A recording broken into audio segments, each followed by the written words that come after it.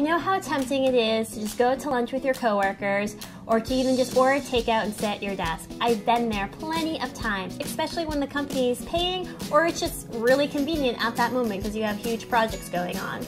However, what if I told you that packing your lunch can be convenient, cheaper, and healthier? Now, I'm not gonna lie, it's gonna take some planning, a little effort, but I think these tips below will help you out. Have a game plan. At the beginning of each week, take 10 to 15 minutes and just sit down with your spouse or significant other or yourself and just think about what you want to eat. I get inspired by looking at blogs or things that I like or even just cookbooks. So write everything down of what you want to eat, look at those ingredients, and then make your grocery list. By doing this, when you go grocery shopping, you just saved money because you know exactly what you need and you won't go crazy binge shopping. And it also will just help you each day to know what you're going to have. Buy a new lunchbox. This actually helped me get into the mood when I started bringing my lunch to work. And nowadays they have so many cool and trendy options out there. There's like so many companies that make cool bento boxes or lunch boxes. I have a couple here. I have a Yum box, which is kind of kiddish, but it can work. These are great. They're from Ziploc, but unfortunately I don't think they carry them anymore, but I'll put a link below for a company that makes similar ones. And then this is like the holy grail of lunch boxes these days, which is a Planet box, and it's all stainless steel. So this actually helps you just get inspired and like get you excited about packing your own lunch to work. Rethink and diversify your leftovers. Basically, in a nutshell, it means to take the dinner that you make the night before and then think of a way to use it for lunch. Now, here's an example. So let's say you and your family or you and your spouse, whatever, have tacos, right? Take some of that meat and set it aside. Then the next morning you can prepare a fresh salad and then make a taco salad. So now everything is fresh and the only leftover part is the meat. So there you have it. You just made 2 meals in one. Pick your veggies for life. I'm a busy gal. I know how it is. You're working all the time and you don't want to keep reinventing or rethinking of things to make. But I really think it's important to have raw vegetables and fruits at every meal. And so I decided one day that, I could personally eat carrots and cucumbers every day at lunch and that'd be totally fine. And so I really encourage you, pick a few vegetables. There's bell peppers, broccoli, carrots, jicama, radishes, etc.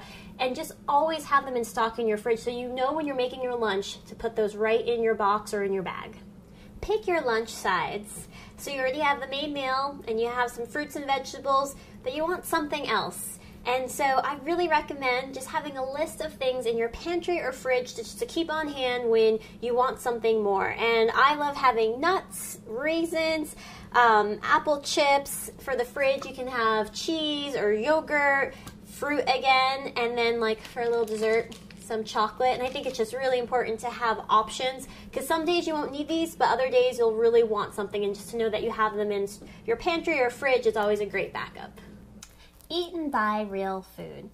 The more real food you eat, the more full you'll most likely be. And so there's 2 tips I have for when choosing to buy real food. So shop. Number 1, when you go grocery shopping, shop the perimeter because that's where the vegetables, that's where the fruit, and the meat and dairies lie. Everything in between is usually just junk food. And the second tip is to look for items with 5 or less ingredients in them. And also make sure that they're whole ingredients and you know what they are. If you come across a big word, which you probably will, just take out your phone and Google it and see what it is. Sometimes it's going to be bad and sometimes it could just be a big word. But most of the time I would just stick to things that are simple and 5 ingredients or less. Buy organic whenever possible. Not organic junk food, real food.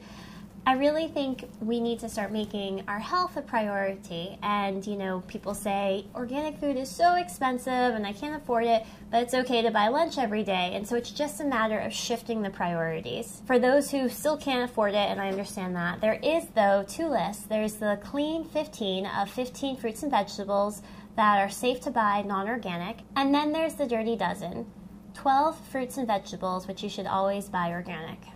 Accountability. It is so important to have people in your life to encourage you, to meal prep, to help you cook, bake, whatever you need when you're changing your lifestyle. And so I really suggest recruiting your husband or your wife or your friends or your roommates or whatever you have and totally working together to achieve this new lifestyle.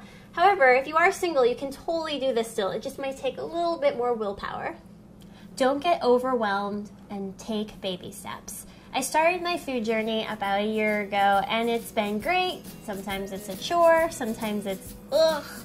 But I stuck with it through the good and the bad, and I feel just so much better now. And so I hope this can encourage you to know that if you're in a funk, that will pass, and that to just keep going with it.